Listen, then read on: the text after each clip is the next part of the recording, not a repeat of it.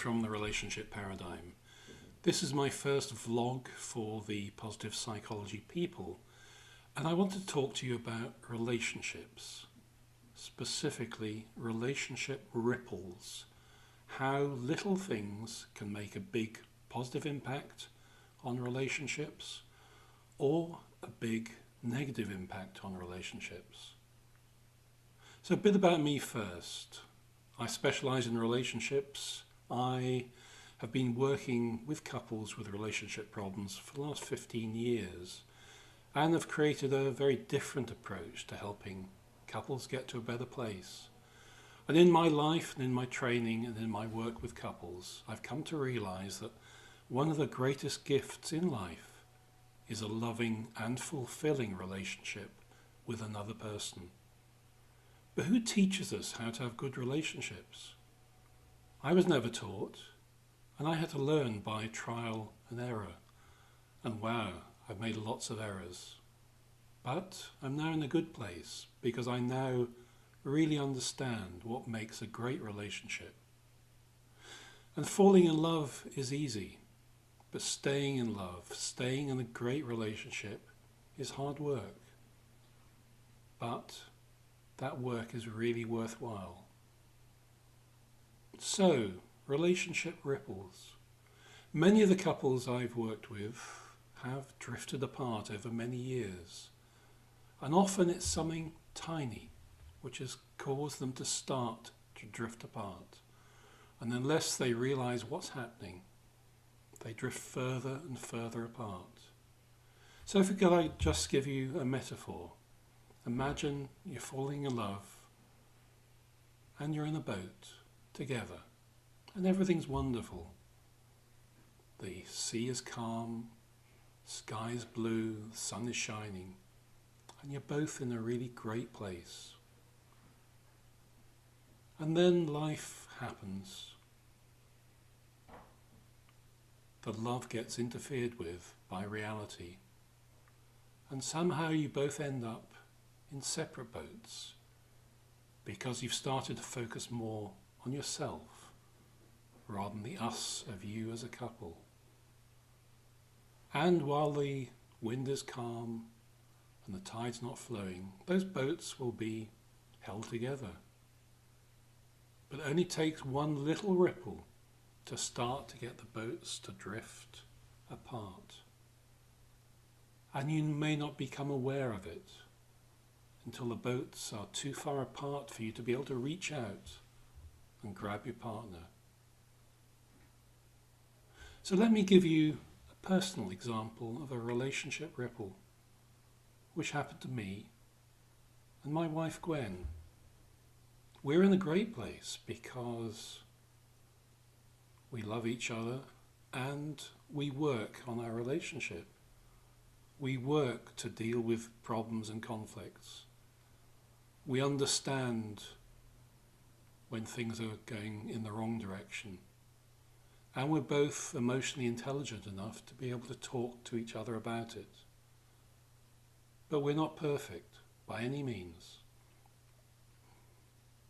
So, my example.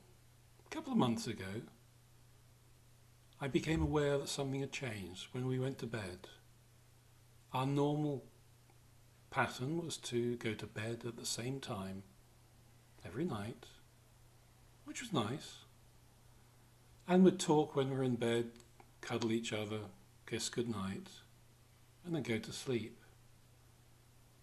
And that was a very comfortable pattern. But one night that got disrupted. For some reason I came to bed later and Gwen was lying there reading a book. And I got into bed and she carried on reading the book. And I gave an indication that I was tired and ready to go to sleep. And she said, "I won't be long." And she carried on reading. And I lay there, because one thing I really hate is trying to go to sleep, not being sure when the other person is going to go to sleep. I lay there on the brink of falling asleep, realizing I could start to fall asleep and be disturbed, and that wouldn't be good. So I was trapped in limbo, feeling uncertain what was happening, why it was happening.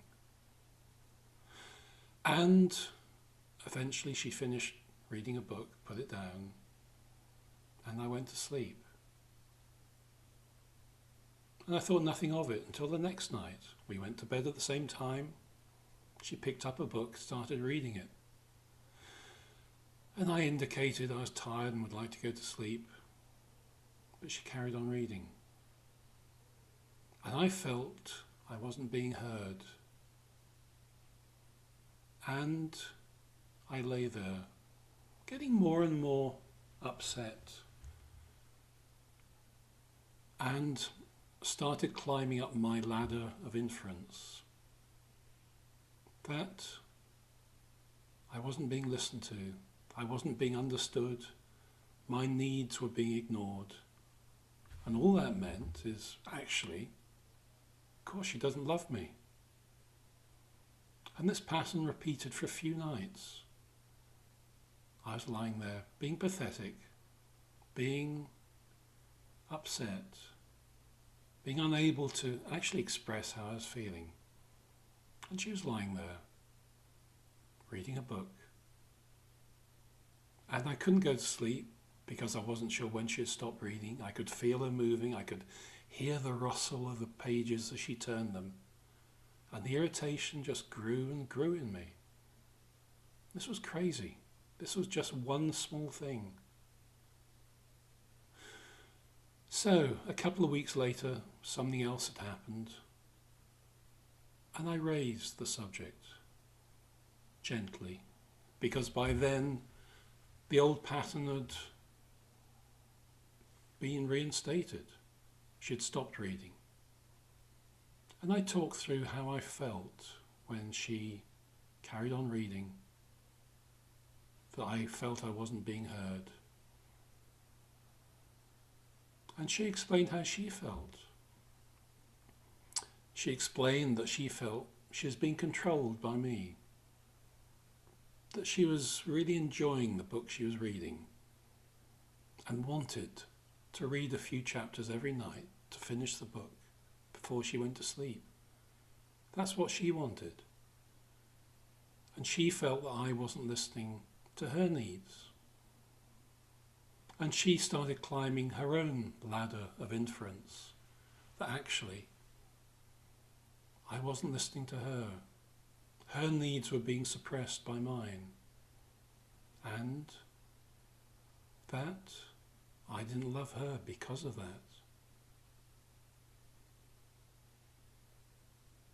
And that understanding made us both realize the relationship ripples that we'd both created, which were driving our relationship further and further apart, all over one tiny little thing.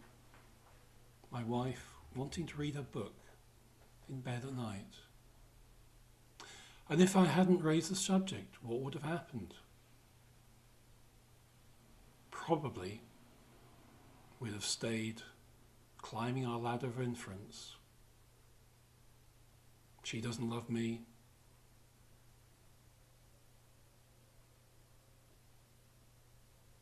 He doesn't love me. And the backs would metaphorically have been turned in bed,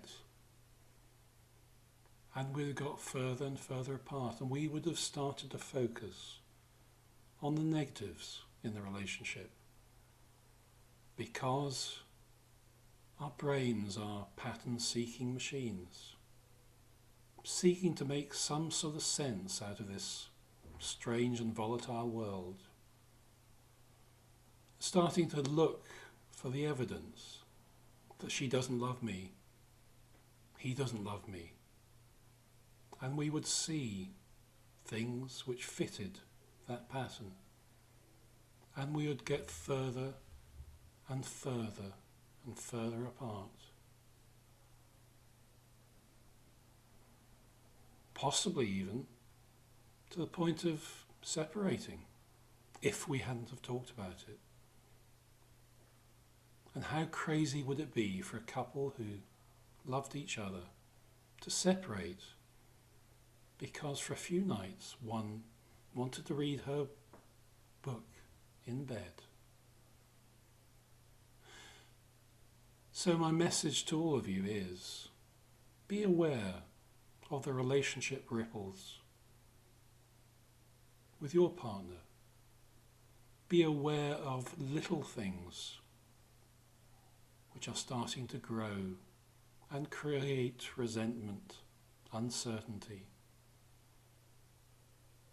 and difference. And talk about them openly and honestly. Talk about them, express your feelings as soon as you become aware of them.